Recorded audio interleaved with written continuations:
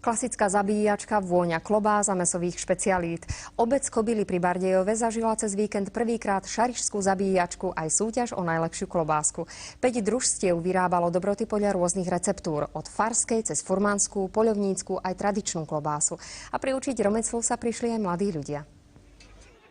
Starosta, farmár a farár si povedali, že je na čase oprášiť starú tradíciu, poctivú zabíjačku i výrobu klobás.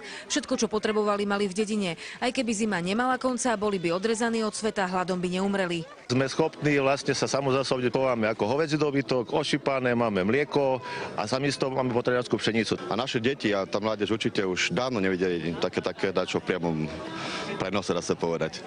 Tunajší gazdovia si takéto oprášenie poctivej roboty mesiarských majstrov pochvaľovali. Ťažké srdce však majú na modernú dobu, ktorá človeku umožňuje kúpiť si mäso za rohom v obchode a nie poctivo a zdravo si prasiatko vychovať.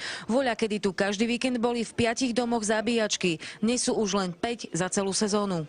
Neskúpenší ľudí začali panskejší žiť, lenivší, všetko by chceli robiť nie. Ešte mám kozičky a iné už nič, lebo sa to fakt neoplatí. 140 kilogramová prasnica za hodinu bola pripravená na porcovanie a následné spracovanie na klobásy. 5 tímov dostalo po 5 kg bravčoviny a ďalšie prísady už boli tajomstvá šéf-kuchárov súťažiacich. Sa pokúsime urobiť krajanú klobásu, ktorá sa už nerobila dosť dlho. Na Zemplíne to už je bližšie k Maďarsku a my tam máme červenšiu papriku ako vy, takže naše budú aj krajšie, červené.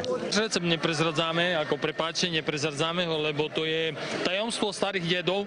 Víťaz súťaže dostal malé prasa, aby ho do ďalšieho ročníka dochoval. Diana Murdzíková, Slovenská televízia.